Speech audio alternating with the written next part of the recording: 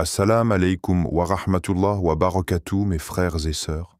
Abonne-toi à la chaîne et active la cloche pour ne pas manquer les rappels les plus profonds sur la sagesse divine, la fin des temps et les signes d'Allah dans le monde d'aujourd'hui. 1. Un monde en feu. Aujourd'hui, la Palestine saigne. Gaza est ensevelie sous les bombes. Des enfants pleurent, des mères prient, des pères tombent en martyrs. Le sol se fissure sous les cris, les maisons s'effondrent, et la poussière, chargée de sang, monte vers le ciel comme une prière muette. Pendant que les missiles frappent Rafah, l'Iran et Israël se menacent à distance. Des drones, des attaques coordonnées, des alliances silencieuses. Et soudain, la rumeur d'une guerre mondiale n'est plus un murmure, c'est un cri. Mais est-ce vraiment une surprise? Le prophète Muhammad, paix et salut sur lui, nous avait prévenus. Il avait vu ce que nous refusons de voir. Il avait décrit un monde qui s'enfonce dans la fitna, dans la confusion. Un passage du Coran nous ramène à cette réalité. Wa ida kila lahum la tufsidu fil ardi qalu innama nahnu muslihun ala innahum humul mufsiduna walakin la yashurun. Sourate al-Baqarah, versets 11 à 12. Et quand on leur dit « Ne semez pas la corruption sur la terre », ils disent « Au contraire, nous ne faisons que réformer ». Certes, ce sont eux les véritables corrupteurs, mais ils ne s'en rendent pas compte. 2. Le hadith du chaos au Moyen-Orient. Le prophète, paix et salut sur lui, a dit « Il viendra un temps où le meilleur bien de l'homme sera son troupeau avec lequel il fuira vers les sommets des montagnes pour sauver sa religion loin des troubles. » Sahih al-Bukhari 19. Un hadith qui résonne aujourd'hui comme un écho dans nos veines. Un avertissement oublié que l'actualité ravive jour après jour. Il parlait d'un monde envahi par la fitna. Un monde où la foi serait un fardeau, où fuir ne serait plus de la lâcheté, mais une nécessité spirituelle. Et regarde autour de toi. Une guerre éternelle en Palestine, des tensions explosives entre l'Iran, Israël, le Liban, des alliances opaques, des missiles aux ogives silencieuses. Pendant que les caméras déforment la vérité, l'Oumma pleure en silence. Alors, est-ce le début de la fin? Le Coran éclaire ce chaos par une vérité brûlante. Fa, ida, nuficha, fissuri. Fa, faza'a man fis samawati wa man fil ardi illa man sha Allah. Sourate An-Naml, verset 87. Et lorsque l'on soufflera dans la trompe, tous ceux qui sont dans les cieux et sur la terre seront saisis d'effroi, sauf ceux qu'Allah voudra épargner.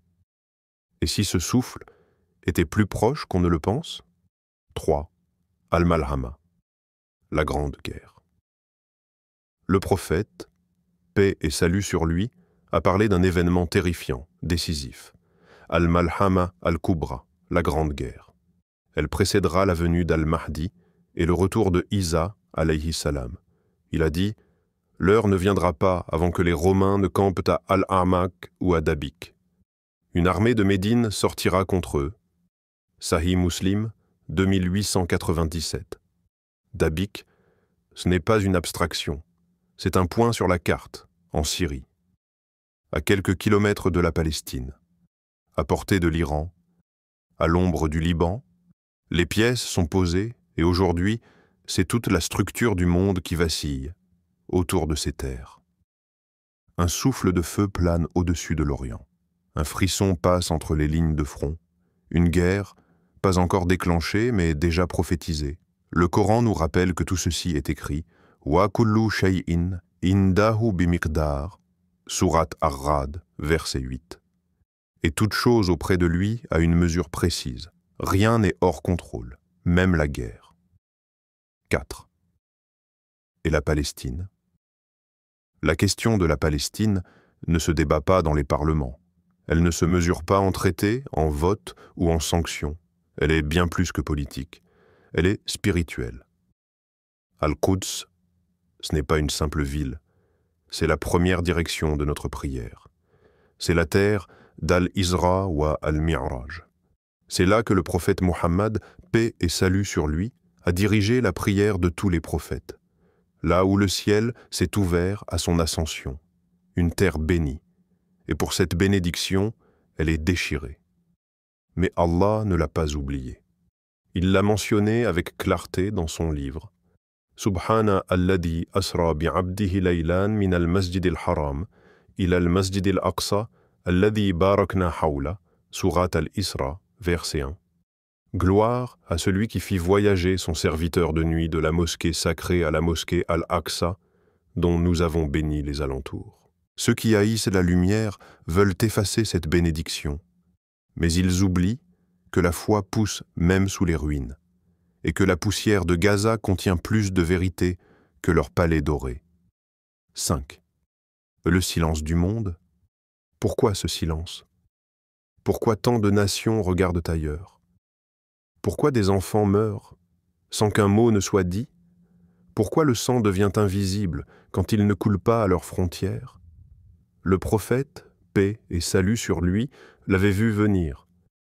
Les gens se rassembleront contre vous comme des mangeurs autour d'un plat. Les compagnons demandèrent « Est-ce parce que nous serons peu nombreux ce jour-là » Il répondit « Non, vous serez nombreux, mais vous serez comme l'écume sur l'eau. » Abu Daoud, 4297. Oui, nous sommes plus d'1 milliard. Mais notre cœur est dispersé, notre voix est brisée, et sans unité, nous devenons comme de la mousse, légère, sans poids, emportée par les courants de ce bas monde. Le Coran décrit cette faiblesse cachée derrière les chiffres « Wa la tahinu, wa la tahzanu, wa antumul a'launa in kuntum mu'minin » Surat Al-Imran, verset 139. Ne faiblissez pas, ne vous attristez pas, vous serez les plus hauts si vous êtes vraiment croyants. Notre force n'est pas dans le nombre, elle est dans la sincérité de notre foi. 6. Restez fermes dans la fin des temps. Frères et sœurs, ce que nous voyons aujourd'hui n'est peut-être que le commencement. Le début d'une époque prophétisée, où vérité et mensonge se confondent, où la foi est secouée comme une feuille dans la tempête.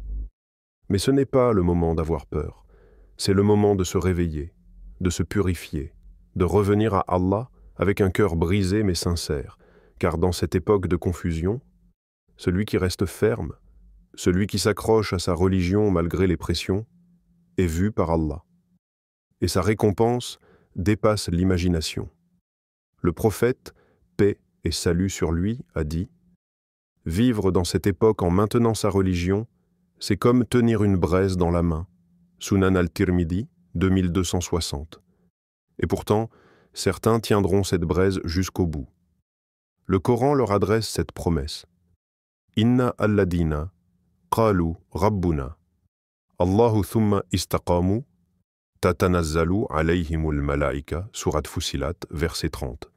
Ceux qui disent « Notre Seigneur est Allah » puis restent fermes, les anges descendent sur eux, reste ferme. Même si ta main tremble, que faire? Alors que faire? Quand tout brûle autour de nous, 1.